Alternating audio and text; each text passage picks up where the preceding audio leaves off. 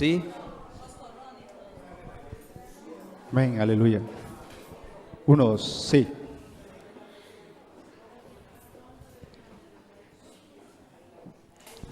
Hola, buenas bendiciones. Bienvenidos, mis hermanos queridos.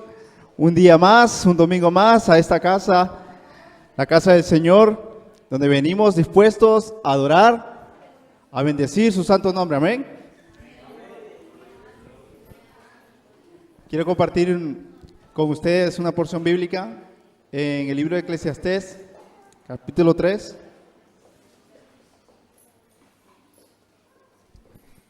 Del 1 al 9.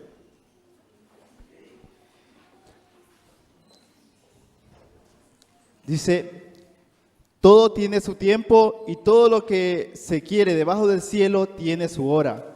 Tiempo de nacer, tiempo de morir, tiempo de plantar y tiempo de arrancar lo plantado. Tiempo de matar, tiempo de curar, tiempo de destruir y tiempo de edificar. Tiempo de llorar y tiempo de reír. Tiempo de desechar y tiempo de bailar, tiempo de esparcir piedras y tiempo de juntar piedras, tiempo de abrazar y tiempo de abstenerse de abrazar, tiempo de buscar y tiempo de perder, tiempo de guardar y tiempo de desechar, tiempo de romper y tiempo de coser, tiempo de callar y tiempo de hablar, tiempo de amar y tiempo de aborrecer, tiempo de guerra y tiempo de paz. Amén, que el Señor añada bendición a su palabra. Qué contraste, ¿verdad? En esta hermosa palabra vemos un contraste, que para todo hay tiempo. Yo no sé, les quería compartir este versículo porque me pareció muy especial saber que para todo tenemos tiempo en esta vida. Hoy estamos aquí contentos, gracias al Señor, adorando, tenemos el tiempo especial de bendecir su santo nombre, pero aquí el autor de estos versículos nos hace una referencia de que en la vida hay diferentes etapas, hay diferentes situaciones, que a veces no todo es alegría, a veces no todo es llanto, a veces no todo es preocupación, pero que en todas las situaciones de nuestra vida el Señor tiene el control. De repente tú has pasado un momento difícil, un momento triste, pero que con ayuda del Señor lo has superado y han venido tiempos mejores, y han venido tiempos de alegría. Creo que todos hemos tenido un momento de alegría y no sé, tal vez los niños, pero creo que la mayoría también hemos pasado momentos difíciles de alguna pérdida, de alguna enfermedad, de algún problema económico. Pero aquí el autor nos dice que para todo hay tiempo, que va a pasar, ya sea el tiempo de aflicción o el tiempo de gozo, pero que en cada circunstancia, en cada situación que nosotros nos encontremos, pongamos la fe y la confianza en nuestro Dios. Y para aquellas personas que están pasando un momento difícil, un momento de prueba, un momento duro, decirle que va a pasar, porque nada es eterno. Tal vez el invierno lo sientas difícil, tal vez la prueba la sientas pesada, pero te aseguro que después del invierno viene la primavera. No puede durar siempre el invierno. Igual el verano no puede durar para siempre. Va a llegar el otoño. Así que prepárense, estemos felices en todo momento, en esos momentos de alegría, en esos momentos duros. Recuerda que siempre hay una salida. La noche no puede durar toda la noche, va a salir el sol. Amén. Pónganse en pie, vamos a orar y darle las gracias al Señor por todos esos momentos de alegría, de gozo, esos momentos de tristeza que nos han hecho reflexionar, nos han hecho crecer y nos han hecho de alguna manera edificarnos para nuestro bien, para agarrar nuevas fuerzas. Y esta mañana pues vamos a darle gracias a Dios por todos esos tiempos. Amén. Señor, gracias por este momento, Dios. Sabemos que tú tienes el control, mi Dios, de nuestra vida que es tan corta, Dios. Para ti, Dios, solo somos una neblina, Dios, que aparece por la mañana y luego desaparece, Dios. Pero queremos, Padre Santo, poner nuestro tiempo en tus manos, Dios, el que nos has regalado en esta vida, para que nos dirijas, nos guardes, nos sustentes, Padre Santo, en cada momento. Los tiempos buenos, Señor Jesús, te agradecemos, Dios, y por aquellos, Señor, no tan buenos, Dios, que han sido difíciles, pero sabemos que tú tienes un propósito, Señor Jesús, en cada uno de ellos.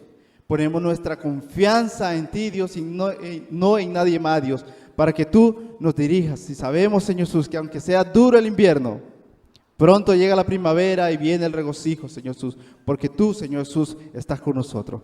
Gracias, mi Dios amado, este día, Dios. Vamos a alabarte y glorificarte, Señor Jesús, porque tú te lo mereces. En el nombre de Jesús. Amén. Amén, mis hermanos de alabanza. Por favor.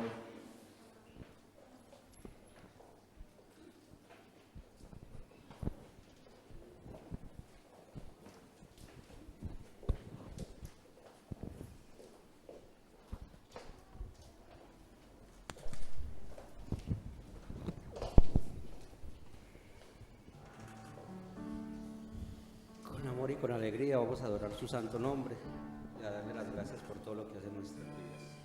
Amén.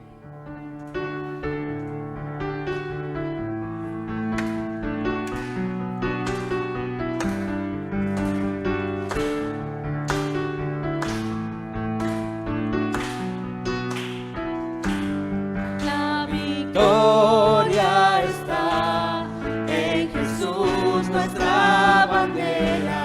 La victoria está en Jesús. Gracias damos a Dios que nos da la victoria. La victoria está en Jesús, nuestra bandera. La victoria está en Jesús. Gracias damos a Dios que nos da la victoria. Él murió por los pecados, sepultado, y al tercer día resucitó conforme a las Escrituras y apareció a muchos mostrando su gracia y su poder que nos da la victoria. La victoria está en Jesús, nuestra bandera. La victoria está en Jesús. Gracias damos a Dios que nos da la victoria. Y gracias damos a Dios que nos da la victoria. Gracias damos a Dios que nos da la victoria.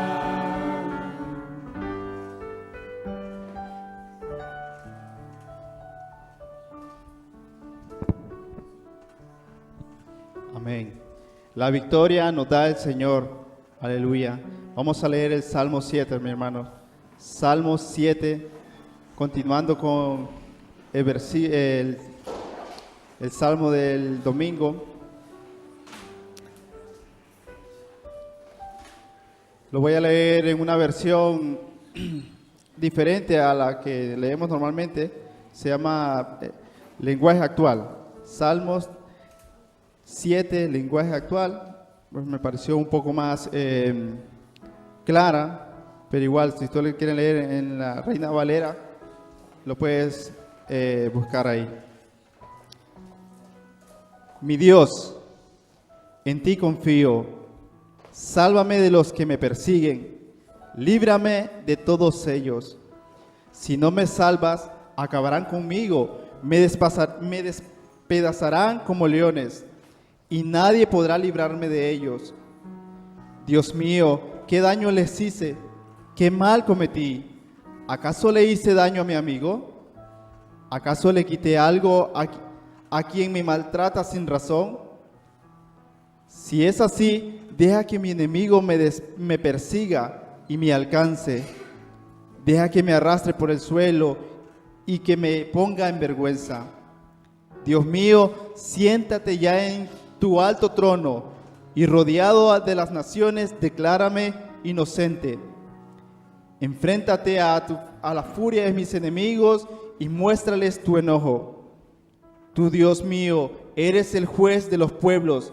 Júzgame y díctame mi sentencia, pero toma en cuenta que soy inocente. Tú eres un Dios justo y conoces nuestros pensamientos. Acaba pues con los malvados.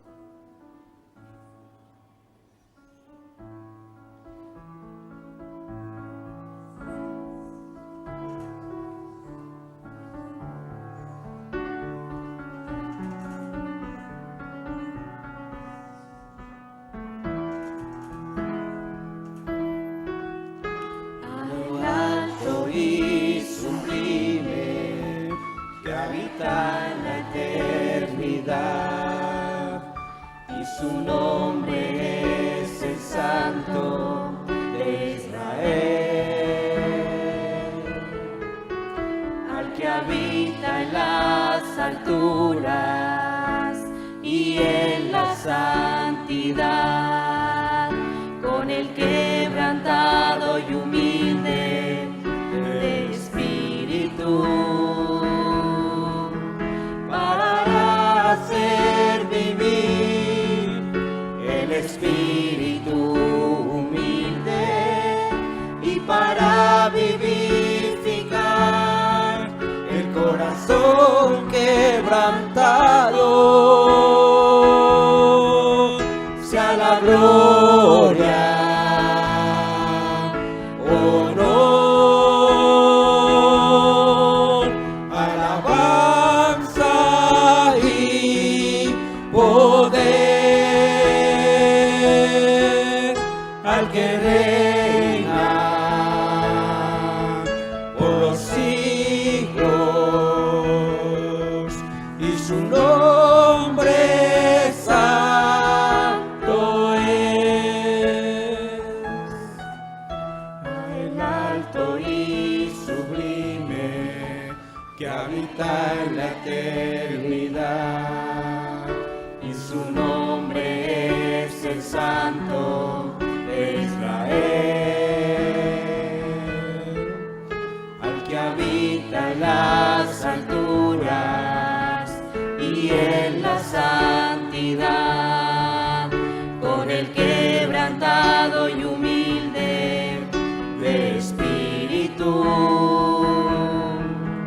para hacer vivir el espíritu humilde y para vivificar el corazón quebrantado. Sea la gloria, honor, alabanza y poder al que reina por los siglos, y su nombre santo es. Sea la gloria, honor,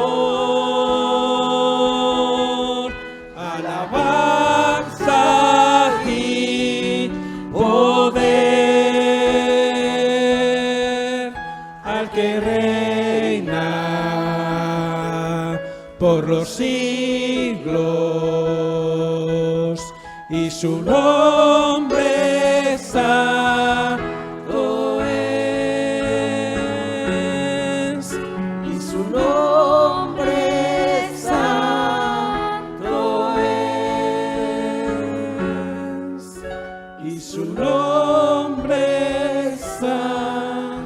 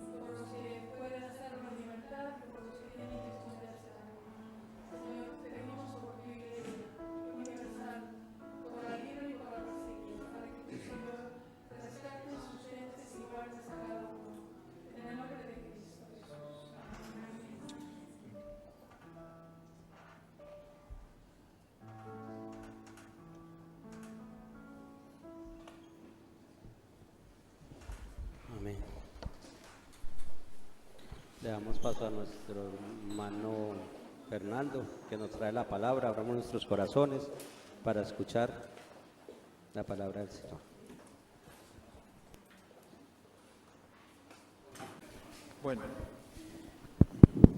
Bueno, que el plan de Dios pues que nos podamos congregar como iglesia, ¿verdad? Como su iglesia. Ese es un privilegio que no debemos de desaprovechar y tampoco debemos de pasar por alto. Bueno, no vamos a hablar de eso, es simplemente un pensamiento que se me ha ocurrido ahora.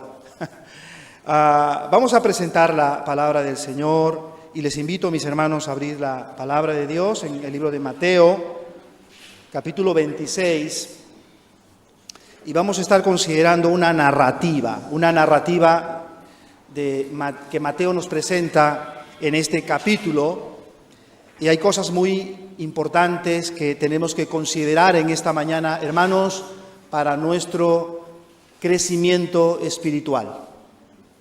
Mateo capítulo 26, desde el versículo 2, es realmente donde empieza nuestro texto, capítulo 2 al versículo 19, 26, 2 al 19. He titulado el mensaje de esta mañana, hermanos, ¿cómo prepararnos para el encuentro con nuestro Señor? ¿Cómo prepararnos para el encuentro con nuestro Señor?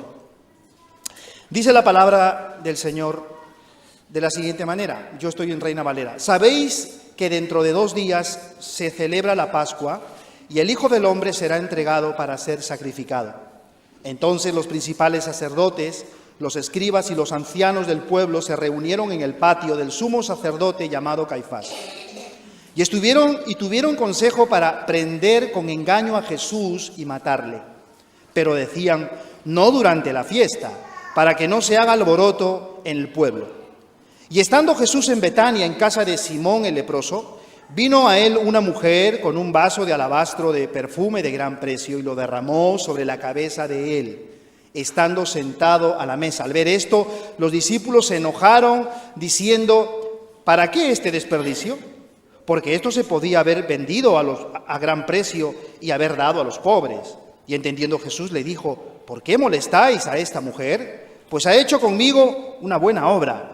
Porque siempre tendréis pobres con vosotros, pero a mí no siempre me tendréis. Porque al derramar este perfume sobre mi cuerpo, lo ha hecho a fin de prepararme para la sepultura. De cierto os digo que donde quiera que se predique este evangelio, en todo el mundo también se contará lo que ésta ha hecho para memoria de ella. Entonces uno de los 12, que se llamaba Judas Iscariote, fue a los principales sacerdotes y le dijo, ¿qué me queréis dar? Y yo os lo entregaré. Y ellos le asignaron 30 piezas de plata. Y desde entonces buscaba oportunidad para entregarle. El primer día de la fiesta de los panes sin levadura, vinieron los discípulos a Jesús diciendo, ¿dónde quieres que preparemos para que comas la Pascua?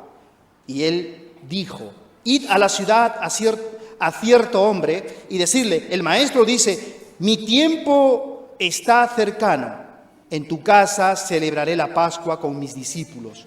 Y los discípulos hicieron como Jesús les mandó y prepararon la Pascua. ¿Cómo prepararnos para el encuentro con nuestro Señor? Oremos al Señor un momento. Padre, gracias te damos, Señor. Queremos encomendarnos, amado Dios, en este momento, Padre, para escuchar tu evangelio, tu palabra. Queremos que seas tú, Señor, el que nos des el entendimiento. Queremos que seas tú, Señor, el que a través de la explicación de esta palabra dirijas mi vida, Señor, para la edificación de tus hijos, para la salvación también, para la santificación, Señor, inclusive para sanidad. Señor, porque tú traes sanidad a nuestras vidas y cuando hablamos de sanidad no solamente pensamos en términos humanos, materiales, sino también espirituales, Señor. Padre, nos encomendamos a ti, suplicándote que tú seas siempre el principal, el centro, Señor, que todo gire en torno a ti. Te lo suplicamos, Padre, por Jesucristo nuestro Señor. Amén. Todos nos preparamos, ¿verdad? En algún momento. De hecho, para venir hoy a la casa del Señor nos hemos preparado, ¿no? ¿Qué ropa me voy a poner? ¿Qué perfume me voy a echar en este cuerpo? ¿Cómo me voy a peinar? En fin, nos preparamos, ¿verdad? La hija, el hijo le pregunta al padre, oye, ¿hoy qué me pongo? Bueno, pues ve tú, ya estás mayor, ve cómo lo vas a hacer, en fin. Es la experiencia de la vida, el prepararnos en todos los aspectos de la vida, ¿verdad? Se aplica para todo. Prepararnos es una experiencia humana, muy humana, de todos nosotros. Desde que somos pequeños ya nos enseñan cómo tenemos que vivir y cómo nos tenemos que preparar. Bien, pues a lo largo de esta narrativa que Mateo nos presenta, nos va a hablar acerca de eso, cómo tenemos que prepararnos o cómo se preparan los hombres durante la vida, cómo se preparan los hombres durante la vida.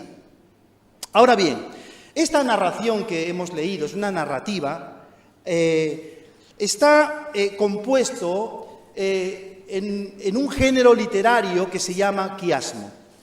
¿Qué es un quiasmo? Un quiasmo es un recurso literario, un género literario, en el que la primera idea o el primer pensamiento de una narrativa se corresponde con el último. Luego, la segunda idea de nuestro pasaje, lo vamos a ver, lo vamos a descubrir en esta mañana, o la segunda referencia o pensamiento se corresponde con la penúltima, ¿vale?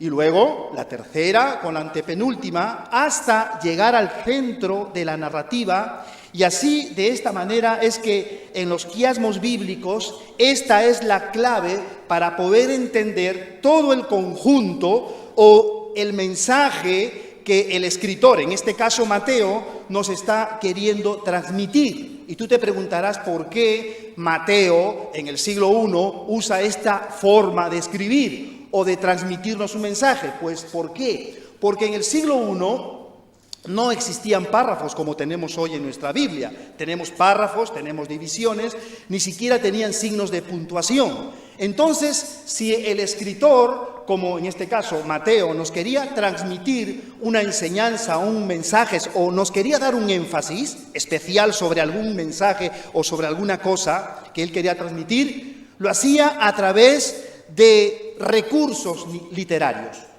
como es el quiasmo que nosotros vamos a estudiar en esta mañana. ¿Por qué no consideramos el versículo 1? ¿Por qué hemos empezado con el versículo 2? Porque el versículo 1 es un enlace entre los discursos que Mateo ha presentado desde el capítulo 23 hasta el capítulo 25, ¿vale? Eso lo puedes leer en casa, es muy edificante. Empieza con los ayes a los escribas y fariseos, que son los que se han opuesto al mensaje de Cristo. Y luego este mismo versículo va a conectar con la narración que vamos a considerar en esta mañana del capítulo 26, pero solo vamos a considerar hasta el versículo 19. Así que nuestro texto empieza en el versículo 2. Y desde el versículo 2, presten atención a esto, por favor, para que no se pierdan con tanta información. Desde el versículo 2 hasta el versículo 19, Mateo nos presenta 5 escenas o eventos diferentes. Pareciera que las escenas están una tras otra en un orden cronológico, pero vamos a ver que no es así. Vamos a la primera escena, versículo 2. ¿Qué dice el versículo 2? Vamos al texto bíblico. Dice: sabéis que dentro de 2 días se acerca la Pascua y el Hijo del Hombre será entregado para ser sacrificado. El Señor presenta 2 cuestiones en esta primera escena. ¿Cuál es la primera? Les recuerda a los discípulos que dentro de 2 días, ¿qué va a pasar? Va a empezar la fiesta de la Pascua, que es la fiesta más importante judía. ¿Qué es la Pascua? La Pascua era una conmemoración o una fiesta en la que los judíos celebraban 2 cosas esencialmente 2 cosas. La primera es la liberación del pueblo judío del yugo de esclavitud que estuvieron 400 años bajo el yugo de los egipcios. Y la segunda cosa que se celebraba o se recordaba en el día de la Pascua, esto conforme Éxodo capítulo 12, y tienes toda esta referencia, puedes leer Éxodo capítulo 12, era la salvación de los primogénitos. Recordar que el ángel de la muerte traía el castigo de parte de Dios para el pueblo de Egipto, para Faraón y su descendencia, en el cual el ángel de la muerte pasaría y daría muerte a los primogénitos. Entonces, lo que Dios ordena a través de Moisés para el pueblo era pintar los linteles de la puerta con la sangre de un cordero que ellos tenían que haber matado, de tal forma que cuando pasaba el ángel de la muerte, al ver la sangre de ese cordero que había sido muerto, el ángel, ¿qué cosa? Pasaba de largo. Y así ellos recordaban en esta fiesta pascual la salvación de Dios. La salvación de Dios.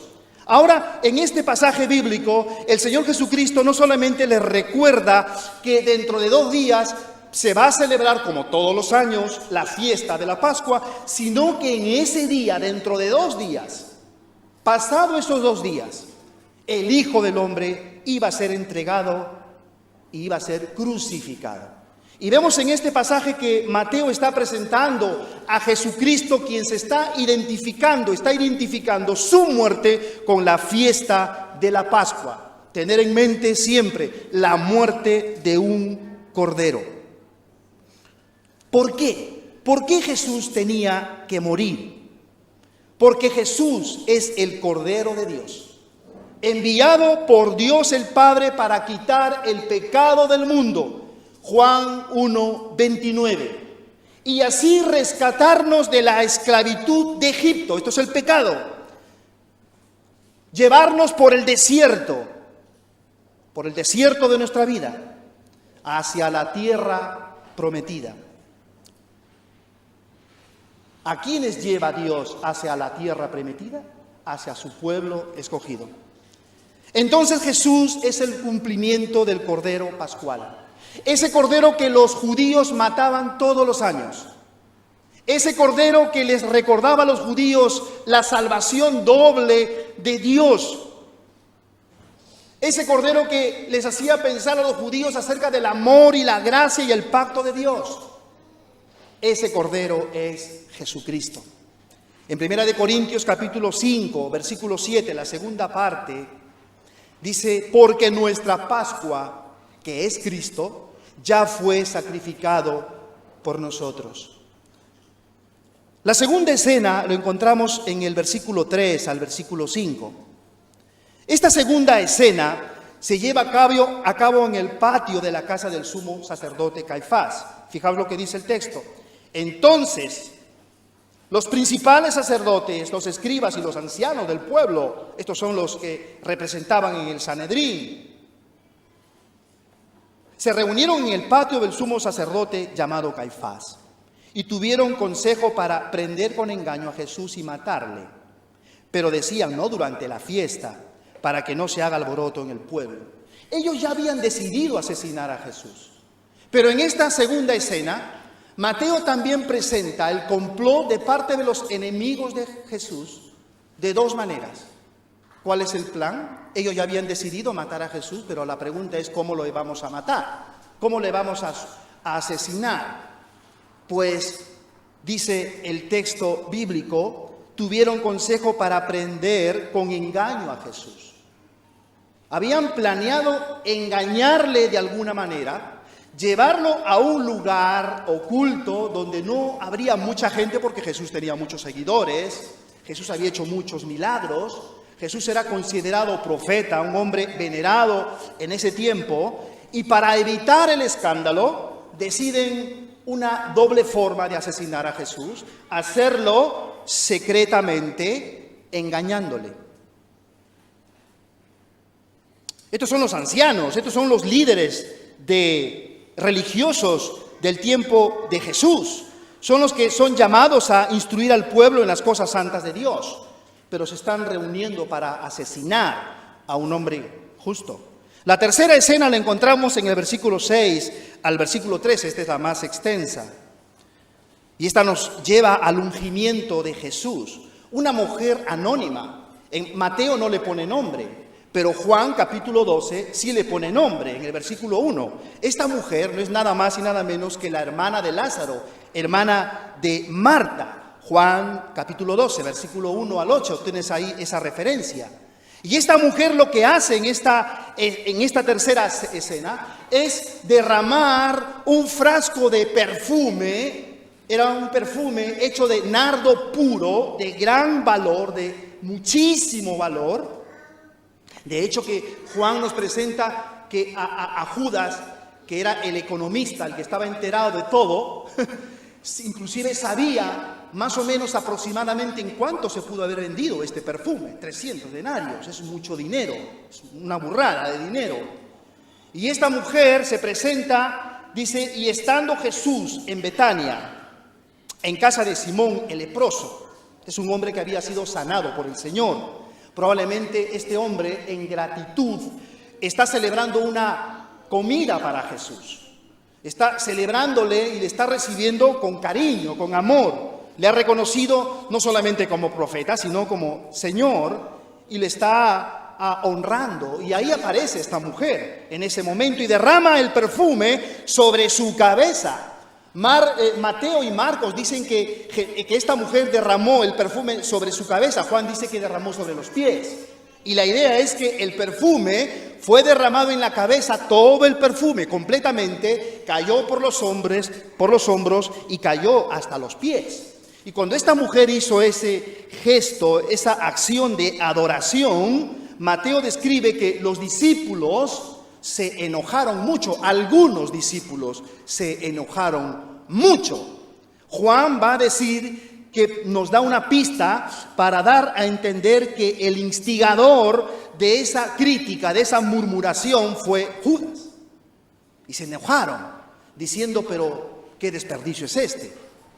Aparentemente, si lo vemos con los ojos naturales, parece un gran desperdicio, ¿verdad? Y lo que ellos dicen parece que es algo loable socialmente, es algo que encaja, que está bien. ¿Cómo vamos a desperdiciar un producto tan caro, con tanta necesidad que hay? Jesús, entendiendo sus pensamientos en el versículo 10, fijaos, entendiendo Jesús les dijo, ¿por qué molestáis a esta mujer? Pues ha hecho conmigo una buena obra, porque siempre tendréis a los pobres con vosotros, pero a mí no siempre me tendréis. Bueno, aquí pueden surgir muchas ideas, ¿verdad? Muy interesantes, acerca de los trabajos sociales o acerca de la adoración al Señor, y podríamos mirar y observar algunas cosas importantes también y ubicarnos. El versículo 12 dice, porque al derramar este perfume sobre mi cuerpo, lo ha hecho a fin de prepararme para la sepultura.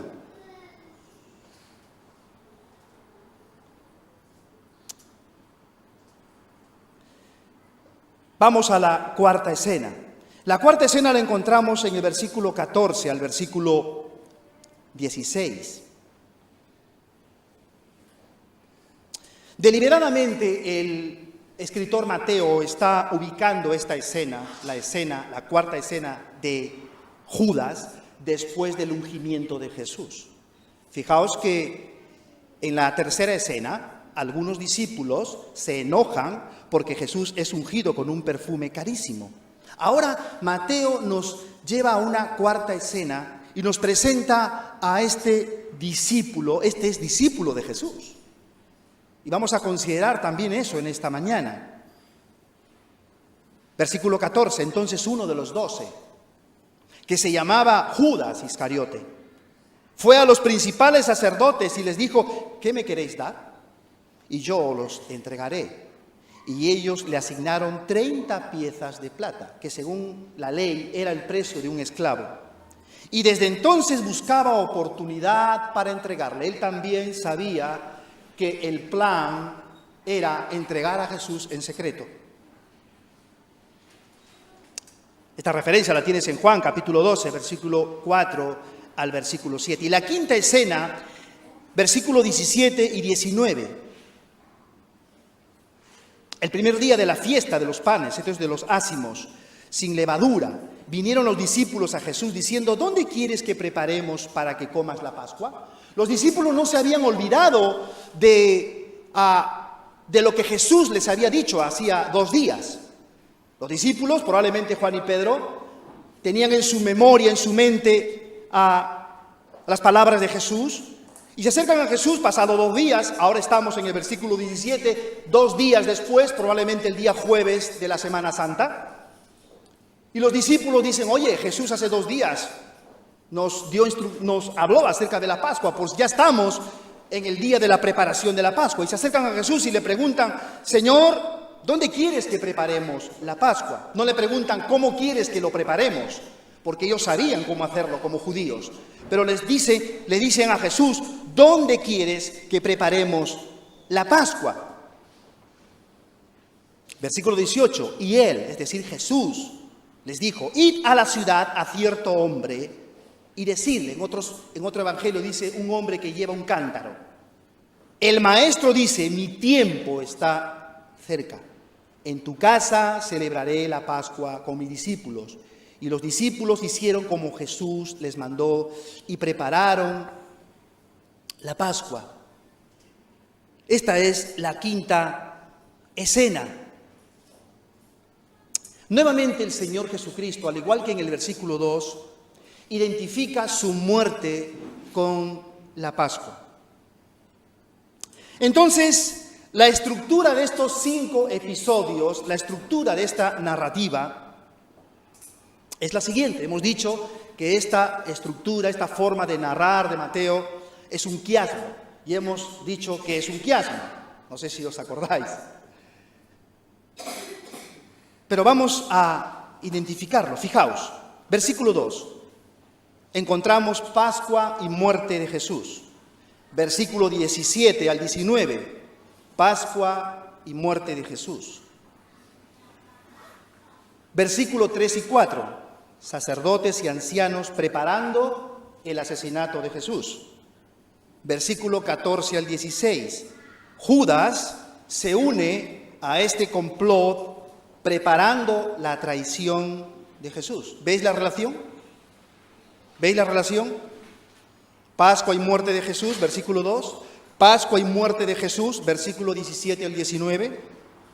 Luego, sacerdotes y ancianos preparando el asesinato de Jesús, versículo 3 al 4. Pero en el versículo 14 y 16, ¿qué encontramos? A Judas preparando, ¿qué cosa? La traición de Jesús.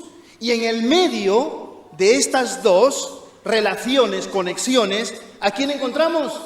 A María, versículo 6 al versículo 13. Entonces, esta estructura narrativa es un quiasmo. Porque el primer episodio y la última son similares, ¿verdad? La segunda y la penúltima también, y en medio tenemos a María. Entonces tenemos que preguntarnos, hermanos, ¿por qué Mateo ha organizado su narración de esta manera? Sobre todo sabiendo que no hay un orden cronológico. Fijaos, en el versículo 2 y en el versículo 17 al 19 hay una indicación aparentemente cronológica, porque Jesús está identificando que dentro de 2 días va a empezar la Pascua, y cuando llega el día de la Pascua el Señor da instrucciones acerca de cómo se tiene que hacer la Pascua. Pero tenemos un tema, porque la narración de María, es decir, la tercera escena del versículo 6 al versículo 13, no tiene un orden cronológico, porque según Juan capítulo 12, versículo 1, este episodio de la mujer de María ungiendo el cuerpo de nuestro Señor sucedió 6 días antes. Es decir, sucedió una semana antes, casi una semana antes, el viernes del martes anterior, o del martes. Entonces, en esta narrativa encontramos un mensaje que Mateo nos quiere transmitir. Y para poder encontrar este mensaje, fijémonos rápidamente en estas 5 escenas o 5 personas que están en cada ejemplo que encontramos en esta narrativa. En primer lugar, Jesús y sus discípulos se están preparando para la Pascua, en el versículo 2. Y esa es la palabra que va a dominar toda la narrativa, preparándose. Jesús y sus discípulos se preparan para la Pascua, versículo 2. Y asimismo también Jesús está preparando su propia muerte en la Pascua, versículo 2, la segunda parte, y el versículo 18. En segundo lugar, los líderes religiosos están preparando asesinar a Jesús después de la Pascua. Versículo 4, versículo 5. En la tercera escena encontramos a María, que se está preparando o se ha preparado para ungir el cuerpo del Señor para su sepultura. Versículo 12, es lo que dice el texto. Ella dice, porque al derramar este perfume sobre mi cuerpo, lo ha hecho a fin de prepararme para la sepultura.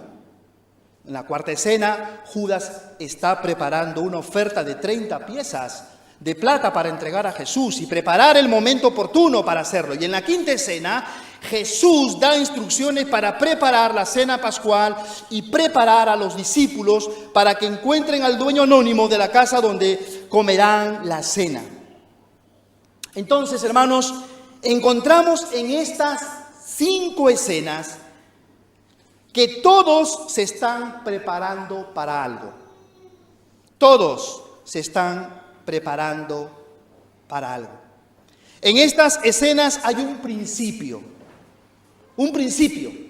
no voy a decir espiritual, pero hay una idea, un principio que nos debe de llevar ahora, después de toda esta información, después de toda esta explicación de la narración, nos debe de llevar a reflexionar, porque la palabra de Dios no solamente es información, sino es edificación. Necesitamos ser edificados por el Señor. Necesitamos ahora principios para la vida práctica.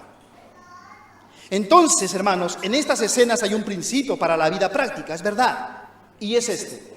Presten atención porque esto es importante.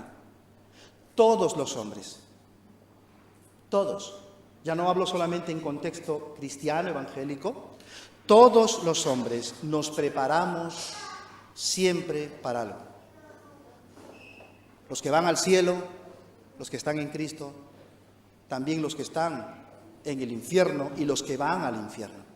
Todos, sin excepción, nos preparamos para algo, chicos y grandes. Esa es la idea. La pregunta para el cristiano es, ¿cómo me estoy preparando? Es lo que tú tienes que preguntarte en esta mañana. ¿Cómo me estoy, yo como cristiano, me estoy preparando? El cristiano se prepara o debe de prepararse para la venida de Cristo. Primera de Tesalonicenses 5:22. Todo nuestro cuerpo, mente, espíritu, alma, cuerpo, todo nuestro cuerpo tiene que estar preparado para el día cuando Cristo vuelva. ¿Para qué más me tengo que preparar? Para comparecer en el tribunal de Cristo. Segunda de Corintios 5:10.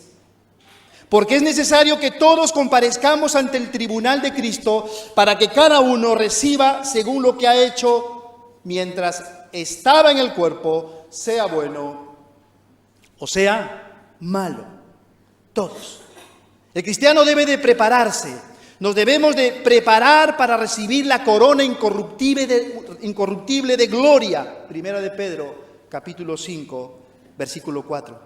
Pero sobre todo, esto es importante, debemos de prepararnos para la celebración de las bodas del Cordero. Apocalipsis 19, versículo 9, en el cual la iglesia, que somos la novia, no somos la esposa todavía, nos vamos a casar. ¿Sabías que se va a celebrar en la eternidad de Dios un matrimonio? Ahora estamos desposados con Cristo, desposados. Él es nuestro novio, pero aún no es nuestro esposo. Pero cuando estemos en las bodas del Cordero, dice las bodas del Cordero, no dice las bodas de Jesús, fijaos, dice las bodas del Cordero, porque estaremos en ese lugar gracias a la muerte y al sacrificio del Cordero de Dios, que fue nuestro bendito Señor y Salvador Jesucristo. Y ahí nos casaremos con Él. Y ahí nos uniremos en santo matrimonio por toda la eternidad. Por eso es que nosotros, los cristianos, los que ya poseemos la salvación por gracia, tenemos que vivir y preocuparnos en cuidar nuestra salvación con temor y con temblor, en santidad y en obediencia y en servicio a Cristo. Entonces aquí la pregunta debería ser, ¿cómo me estoy preparando para el encuentro con el Señor? Y por eso es que Mateo nos presenta estos 5 ejemplos en 5 escenas en la cual podríamos estar de alguna manera preparando nuestras vidas en el Señor.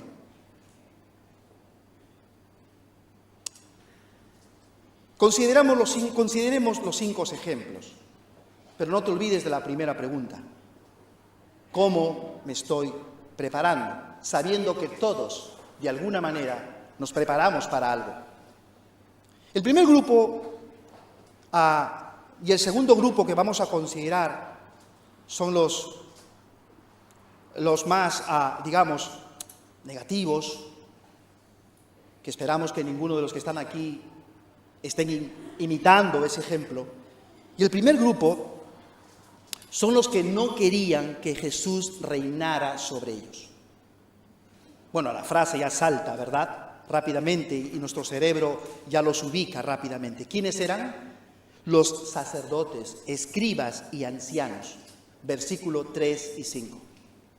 Ellos no eran discípulos de Jesús. Ellos no eran discípulos de Jesús, pero eran responsables de sus pecados delante de Dios.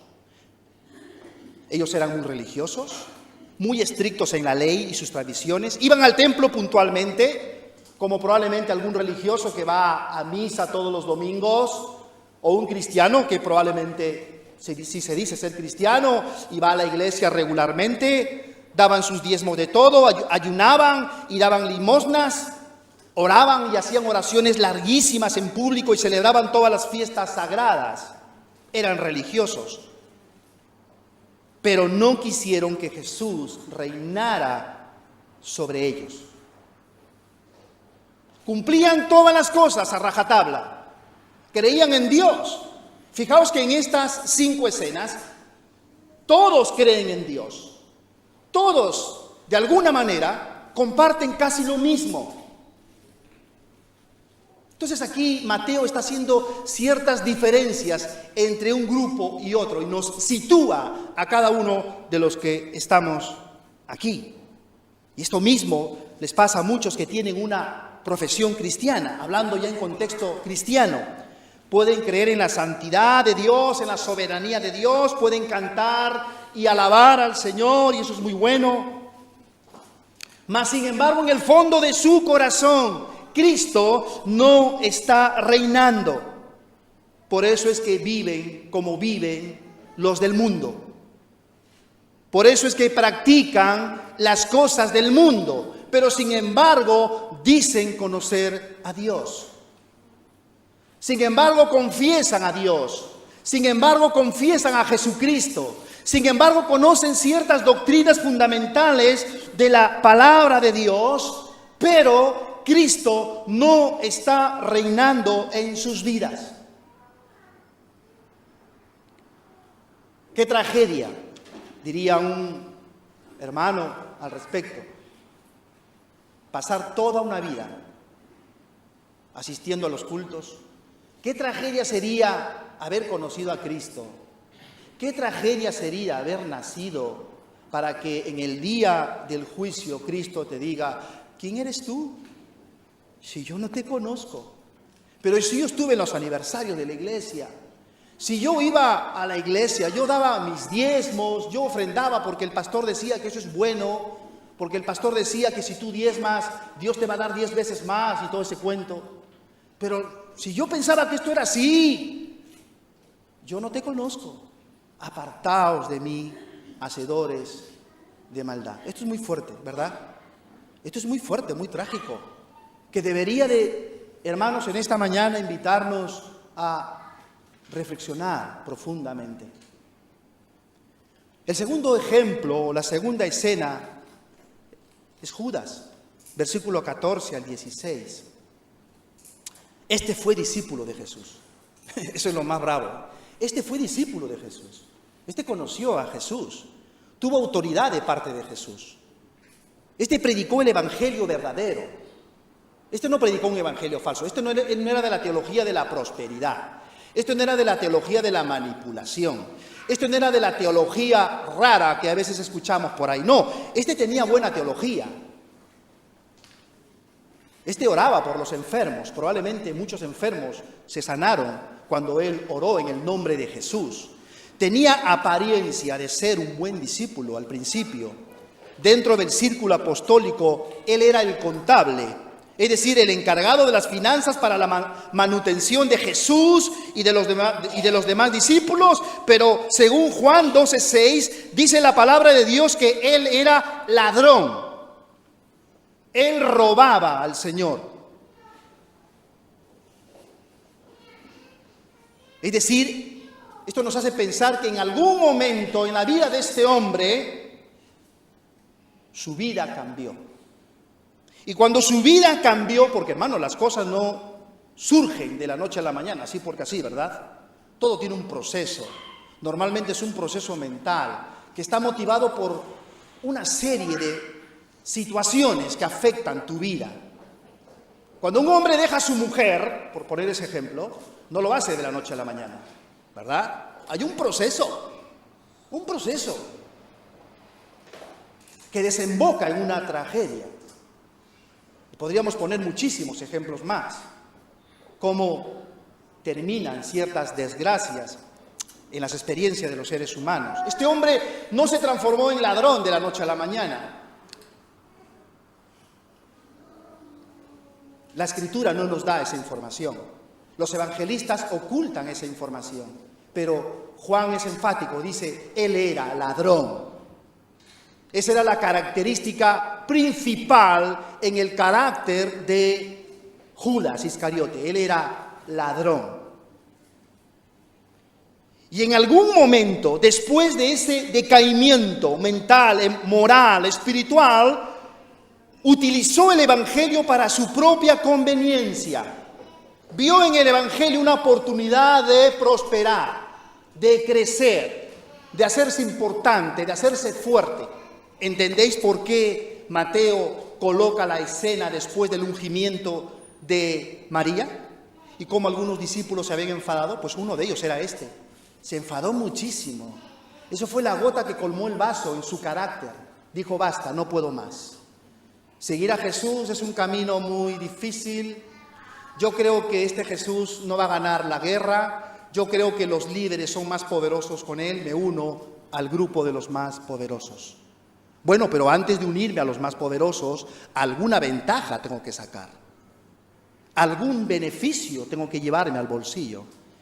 Ah, pues mira, voy a vender a Jesús. Si de todas formas lo van a apresar, voy a sacarle alguna partida, alguna tajada, dirían algunos. Y traicionó a Jesús. Un comentarista dijo, y cito, existe un hombre que no está en el cielo. A pesar de haber estado muy cerca de Jesús, comió con Jesús, se alegró con Jesús, lloró con Jesús y cantó y presenció milagros, pero nunca incorporó resueltamente el reino de Cristo en su vida. Hermano, no es un asunto que conozcas el Evangelio, incorpora el Evangelio a tu vida, incorpóralo dentro de ti, en tu moral, en tus valores, en tus prioridades, en tus deseos inclusive, incorpora el Evangelio de Cristo.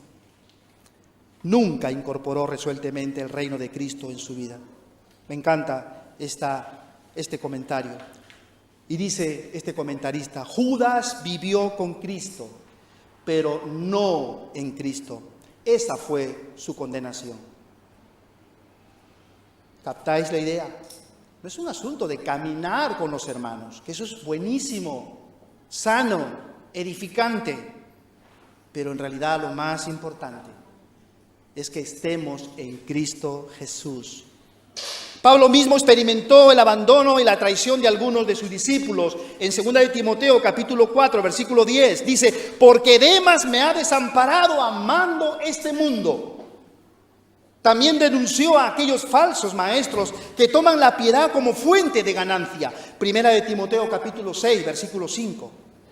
Quizás tú no seas un falso maestro, Pero si tu vida está absorbida solamente por las cosas materiales, has de pensar seriamente cómo estás tú en tu relación con Dios o cómo estás tú preparándote.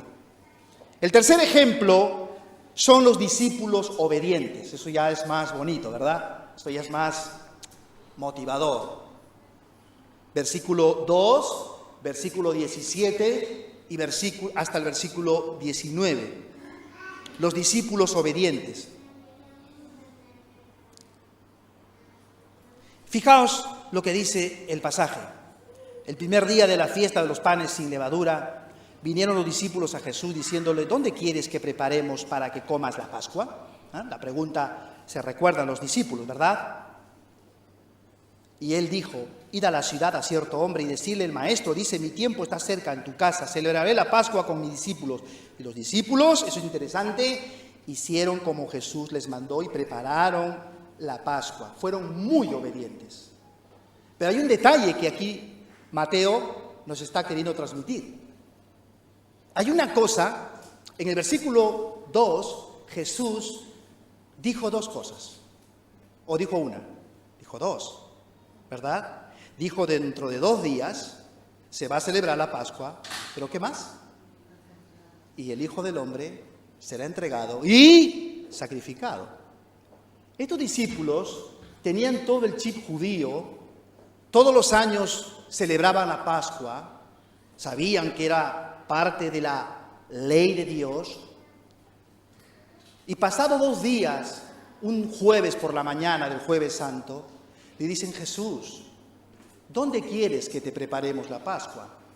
Jesús les da instrucciones acerca de eso y dice que lo hicieron bien, como Jesús se lo dijo. Pero se olvidaron de un detalle del versículo 2. Jesús había dicho que Él sería entregado y Él sería sacrificado. Y de eso parece ser que los discípulos se olvidaron. Eran muy obedientes, pero se olvidaron lo más importante. Se acordaron del cumpleaños, pero se olvidaron del cumpleañero, ¿no? Podríamos decir. El 20, me han invitado a un cumpleaños el día 20. Voy a comer bien, me la voy a pasar bien. Oye, ¿cómo se llama el cumpleañero? Pues no me acuerdo. Se acordaron de la fiesta, pero se olvidaron del dueño, del centro de la fiesta. Ahora, ¿qué encontramos aquí? Esto mismo nos puede suceder a todos nosotros. Ser cristianos obedientes, hacer las cosas como se nos exige y se nos demanda, y eso es bueno. Ser obedientes en las cosas del Señor es fundamental y básico. Pero si nuestra obediencia no está motivada por Cristo, tampoco vale. Si nuestra obediencia no está motivada porque Cristo es el que me motiva a servirle, tengo el peligro de caer en un legalismo y en una religiosidad. Si mi servicio es simplemente por cumplir, si mi servicio simplemente es porque quiero sentirme obediente, quiero sentirme útil, y decimos en la obra del Señor, quiero sentirme útil, parece loable ese sentimiento, pero si esa acción no está acompañada realmente de un espíritu de adoración a Cristo, tampoco sirve. Entonces, cuando tú hagas algo para el Señor, piensa rápidamente que es un servicio de adoración para el Señor.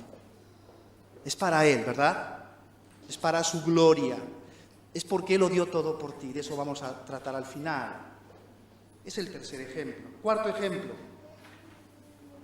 Versículos 6 al 13. Encontramos a María. El ungimiento de Jesús. Ella unge a Jesús con un perfume de nardo puro muy costoso y es criticada. Jesús sale en defensa de ella, versículo 9, el versículo 12. Y en el versículo 12, como hemos dicho, Jesús aclara que ella tenía muy claro el por qué ella estaba haciendo eso. Ella lo tenía clarísimo, los discípulos no. Bueno, en esta mañana todos ustedes están escuchando lo mismo. Y probablemente algunos de ustedes están captando algo y otros no. Con esto no estoy clasificando a nadie, porque no puedo entrar en la mente vuestra, solo lo hace el Señor. Es la obra del Espíritu Santo. Pero ella, según el relato, ella lo entendió todo perfecto. Para ella todo estaba clarísimo en cuanto a la persona, la obra y el sacrificio de Jesús. Ojalá todos pudiéramos captar como ella las cosas espirituales. ¿Qué dice el texto? Porque al derramar este perfume sobre mi cuerpo lo ha hecho a fin de prepararme para la sepultura.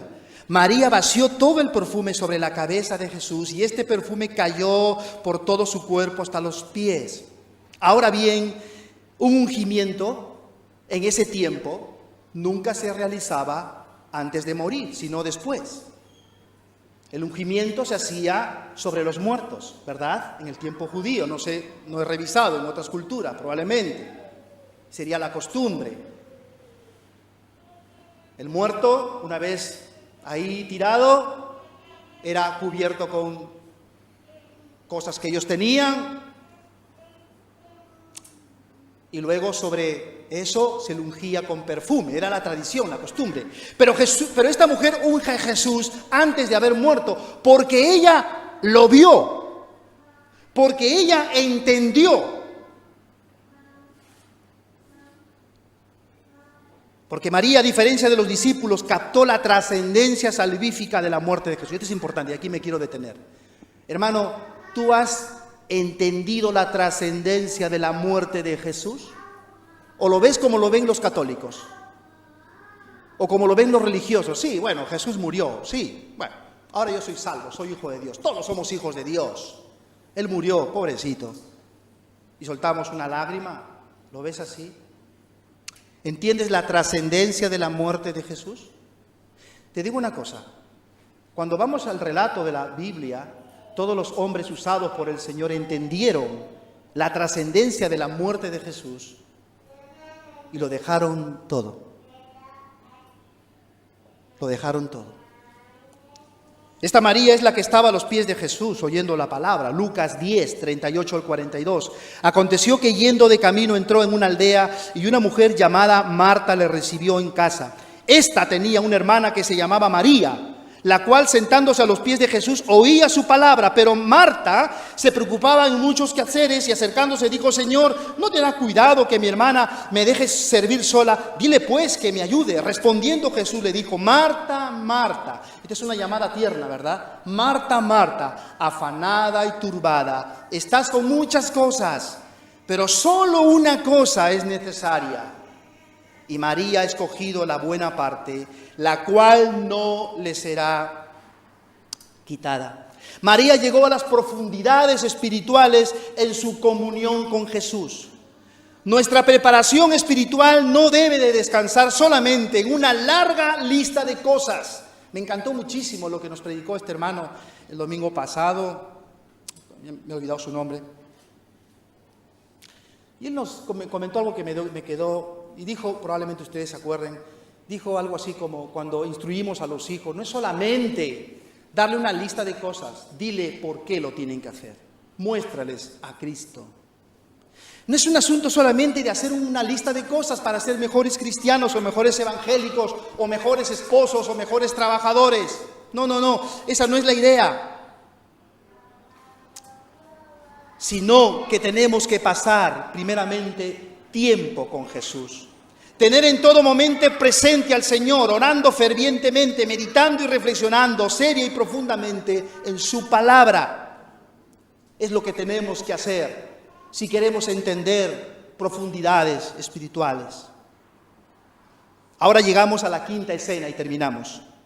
Mateo ha desarrollado este tipo de estructura para darnos una enseñanza única y principal. ¿Cuál es la enseñanza única y principal en estas 5 escenas? Jesús lo dio todo por ti y por mí. Él lo dio todo. Esta es la escena y ejemplo más importante en esta narrativa. Todos se han preparado, unos de la peor manera, otros más o menos, otra como María, estupendo, pero ninguno de los dos anteriores al quinto, vamos a descartar el primero y el segundo ya, pero ninguno de los dos anteriores al quinto superan la preparación de Jesús. No hay comparación. Por eso es que nuestra mirada no está en los hombres, ¿verdad? Por eso es que nuestra mirada no está en una lista de cosas como los religiosos. Nuestra mirada está centrada solamente en la persona y en lo que Él hizo por nosotros. Se llama Jesucristo. Encontramos que no, en el versículo 2, que no hay mayor entrega que lo que hizo Cristo. Esta debe ser nuestra visión de vida. Decirle a ese hombre, mi tiempo señalado ha llegado, está cerca, y se cumplió. A esto dice un maestro en Biblia, María derramó perfume, Jesús derramó su sangre. Es esto lo que Mateo nos está transmitiendo, que ninguna preparación o obra humana, por más bella que sea, se puede comparar a la preparación en dedicación fiel y amorosa por sus hijos como el de Cristo. Isaías 5, 3 al 6 dice, y lo explica de una forma magistral, 700 años aproximadamente antes de Cristo, todos nosotros nos descarriamos como ovejas, cada cual se apartó por su camino. Mas Jehová cargó en él el pecado de todos nosotros. Fue el Padre quien mató a su propio Hijo por nosotros. ¿Entiendes eso? No tenía que hacerlo, pero lo hizo. Toda preparación y esfuerzos humanos serán débiles e imperfectos, pero la preparación que realizó nuestro bendito Señor Jesucristo fue perfecta. Su obra fue perfecta conforme las Escrituras. Por eso que el cristiano es llamado a ser seguidor de Jesús, tomando su cruz, Mateo 10, 38, y el que no toma su cruz en pos de mí, no es digno de mí.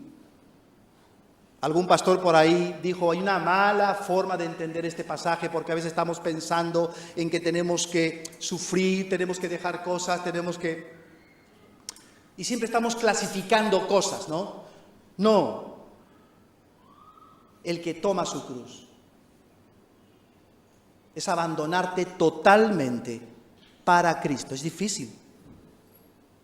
Solo el Espíritu Santo puede ayudarnos a hacerlo por causa de nuestra debilidad, por causa de nuestra miseria espiritual y lo malo que somos. Él es nuestro modelo de entrega, porque Jesús se entregó totalmente por nosotros y nos pide que nos entreguemos totalmente a Él. Por eso que no podemos hacerlo en nuestras fuerzas, es imposible. Es como que nos está pidiendo algo que, hermano, levántate esto ahora mismo. No se puede, esto pesa mucho, te rompe las espaldas. Necesitamos estar unidos a Él, porque fuera de mí nada podéis hacer. El apóstol Pablo, por revelación del Espíritu Santo, captó perfectamente el sacrificio de Cristo y su propósito en la vida del creyente, y enseñó que el creyente fue hecho salvo para vivir una nueva vida. 1 Corintios 6, 4. El creyente ya no sirve más al pecado. 1 Corintios 6, versículo 1 hasta el 14. El creyente fue libertado, 1 Corintios 6, sí, del 1 al 14. El creyente fue libertado del pecado para una vida de santidad, 1 Corintios 6, 22. El creyente no puede amar el pecado y a la vez amar la justicia, 1 Corintios 6, 19 al 21. Fijaos lo que dijo Jesús al respecto en Mateo 6, 24. Ninguno puede servir a dos amos, porque o odiará a uno y amará al otro, o estimará al uno y menospreciará al otro. Proverbios 5, 23 y 26, dice así, terminamos. Es un llamado de Dios a sus hijos, pero también el de un padre amoroso a sus hijos. Dame, hijo mío, tu corazón. Este pasaje es muy significativo, porque lo que está pidiendo Dios es todo. No son emociones, en un concierto o en un evento musical cristiano donde todo el mundo está llorando, desgarrándose, donde todo el mundo hace promesas? ¿Cuántos se comprometen a partir de ahora vivir para Cristo? La mitad de la audiencia para adelante, todos están motivados por emociones, las emociones están a flor de la piel, ¿verdad? Todos dicen sí, pero cuando salen del concierto se acabaron los ideales. No son simples acciones de servicios cuando estos encajen en tu tiempo o en tus prioridades. Mateo presenta a Jesús dándolo todo por sus hijos. De la misma manera nos pide que le demos toda nuestra vida a su servicio y adoración. Conclusión. Estas escenas nos obligan a mirarnos a nosotros mismos y hacernos la siguiente pregunta, hermanos. ¿Con cuál de estas escenas te identificas? Oremos al Señor. Padre, gracias te damos en el nombre de Jesús. Señor, gracias por tu palabra. Gracias, Señor, porque también a través de otros hombres hemos aprendido a comprender estas palabras y te alabamos y te adoramos. Señor, te suplicamos en el nombre de Jesús que nos ayudes a darlo todo. No podemos humanamente, es algo imposible. Necesitamos tu ayuda, Señor. Perdónanos, Señor, cuántas veces pecamos y le ponemos nombre a nuestros pecados, Señor, y nuestras injusticias. Señor, ten misericordia. Ten piedad de nosotros. Por Jesucristo. Amén. Hermanos, unos anuncios y terminamos rápidamente. 3 anuncios del pastor Cristian. Él está en Torrelavega predicando. Está con nuestro hermano Javier. Número 1, recordemos que tendremos una comida en el aniversario este 27 de agosto. Importante hablarlo con la hermana Ana. En segundo, no sé, 27, perdón. 28 la comida, ¿no? Perdón, es error mío. 28 la comida. No, en segundo lugar, no queremos que nadie por algún motivo no pueda participar. Por este motivo me informa el pastor que hables también con nuestra hermana Ana. Y en tercer lugar, hay 3 pedidos de oración. Por favor, captar esto. Estemos orando por los hermanos que se van a bautizar. En segundo lugar, por los cultos de la tarde, porque a partir del 1 de octubre, cada primer domingo del mes, tendremos un culto, aparte del que ya tenemos por la mañana, también por la tarde. El primer domingo de cada mes, a partir del 1 de octubre. Tercera oración. Tercer pedido, por los estudios de hermenéutica. Eso es una pasada. Os animo, hermanos, que todos puedan estar ahí. Estudios de hermenéutica que se comenzará Dios mediante. Estemos orando por nuestro hermano Eliezer, que el Señor le ayude. Es una bendición, nuestro hermano, que el Señor le dé sabiduría para poder instruirnos a todos y enseñarnos las herramientas para poder comprender la palabra de Dios. Y finalmente, hermano, todos los que quieran seguir adorando al Señor con vuestras ofrendas, lo pueden hacer. Que el Señor os guarde a todos. Buenas tardes.